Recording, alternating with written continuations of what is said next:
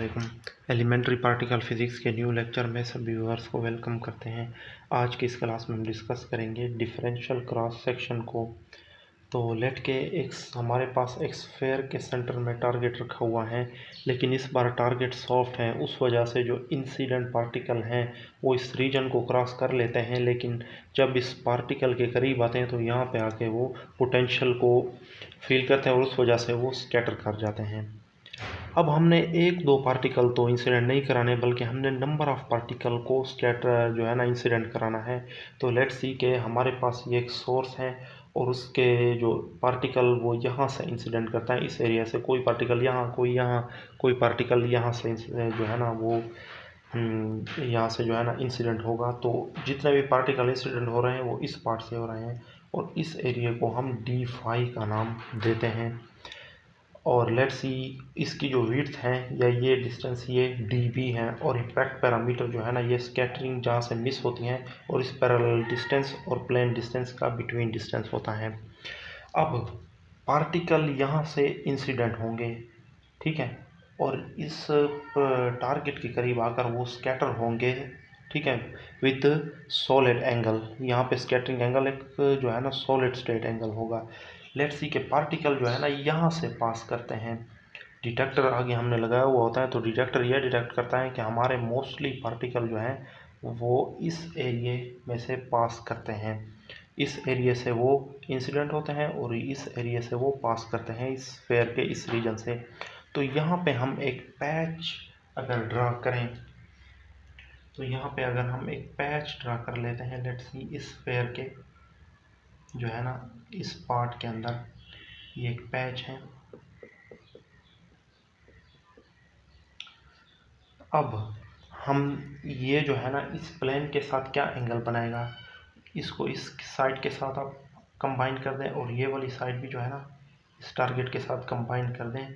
तो यहाँ पे जो एंगल बनेगा वो क्या होगा, सॉलिड एंगल, और इस एंगल को हम डी ओमेगा बोलते हैं। तो इसे आप यहाँ से शो कर सकते हैं, डी ओमेगा है, ठीक है। और इस स्फीयर का जो रेडियस है वो आर है। तो इसको ज़ाहिर ज़रूरी नहीं है यहाँ से आप कंबाइन कर रहे हैं। हम अगर जो है ना इंसिडेंट यहाँ से जो है ना फॉल करें, इंसिडेंट बीम यहाँ से फॉल करें, तो ये टारगेट जो है ना फिर जो है ना इस प्लेन के साथ भी d एंगल ही बनाएगा, ठीक है। तो ये हमारे पास इस तरह से होती है इसकी स्ट्रक्चर।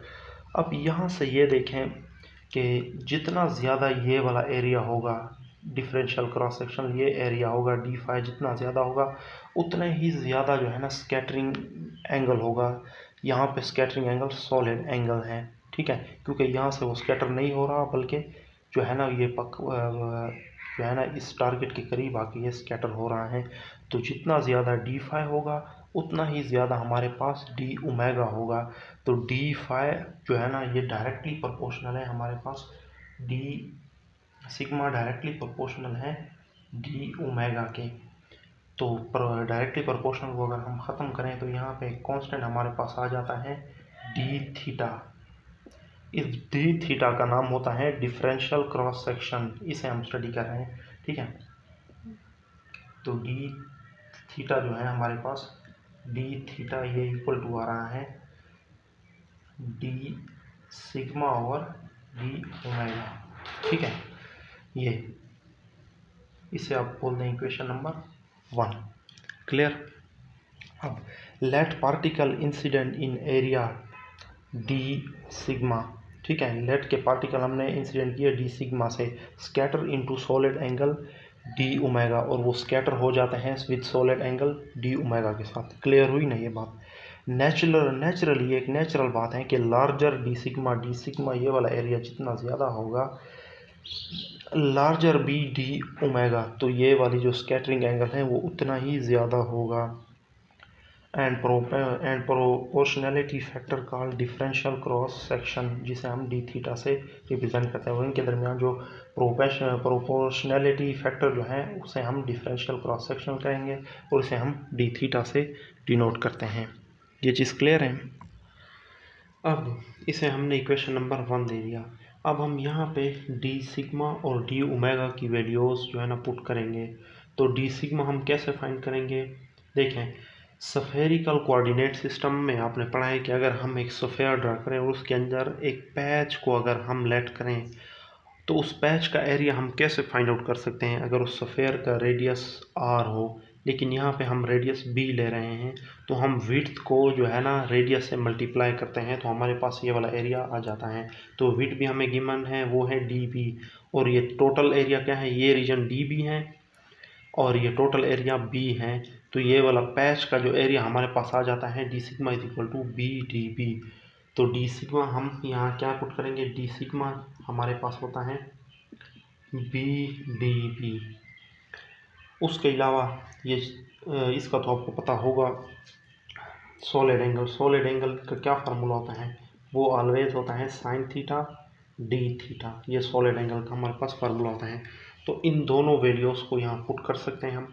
तो डी थीटा हमारे पास आ जाएगा, डी थीटा हमारे पास आ जाएगा b d b divided by sine theta d theta.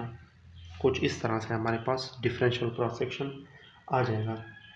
अब b हमारे पास इम्पैक्ट पैरामीटर है। इम्पैक्ट पैरामीटर हम हॉट स्फीयर स्कैटरिंग के केस में हम निकाल चुके हैं। उसका फार्मूला क्या था, b is equal to r cos theta by 2, कुछ इस तरह से था।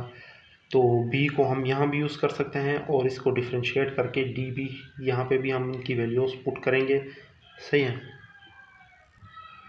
अब या तो आप b और db की वैल्यू यहाँ पुट कर दें, लेकिन फिर आप d थीटा के लिए आपको जो इम्पैक्ट पैरामीटर के लिए जो हमने रिलेशन निकाला था हार्ड स्फीयर स्कैटरिंग के अंदर, आपको उसको भी डिफरेंशियल आपको लेना पड़ेगा।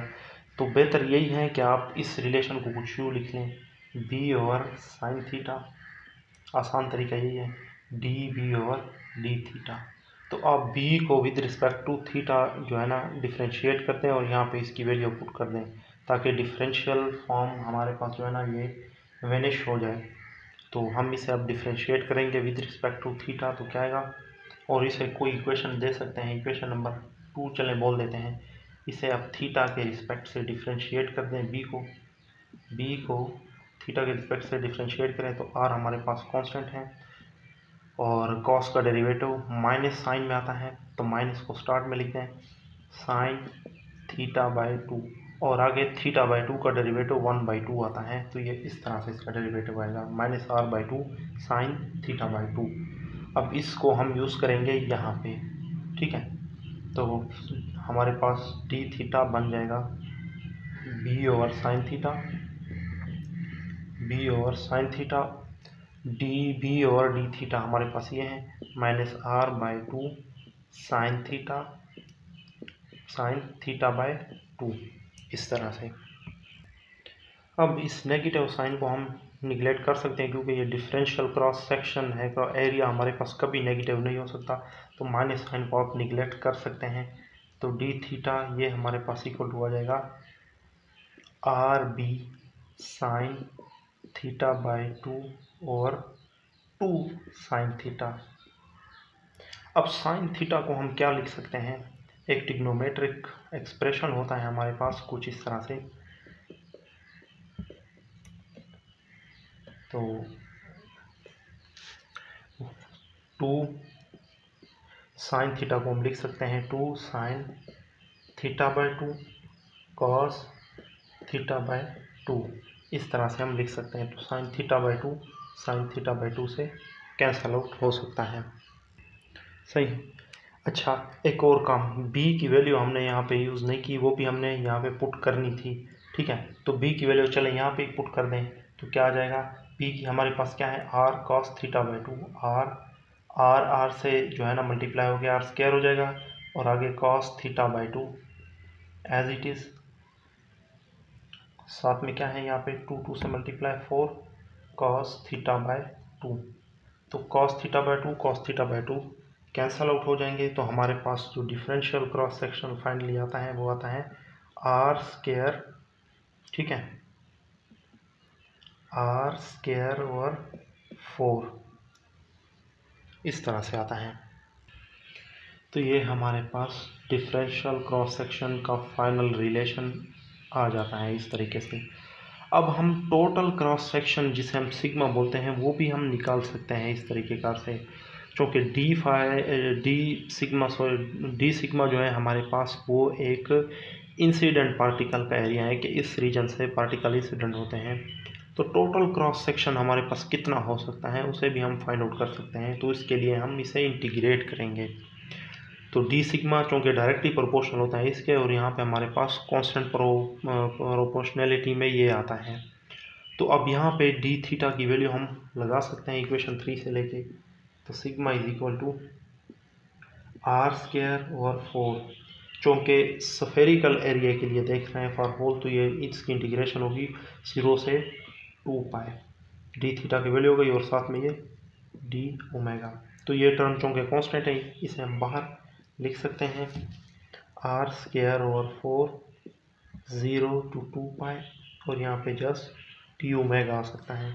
तो sigma is equal to r square over 4, तो इसे हम इंटीग्रेट कर दें तो यहाँ पे इसकी इंटीग्रेशन चूँकि 1 आ जाती हैं, ठीक है, या ओमेगा आ जाती हैं जस्ट, ठीक है। तो उसके अंदर लिमिट पुट करें, upper limit minus lower limit, तो वही ओनली 2 पाई बच जाता है इस तरह से, ठीक है।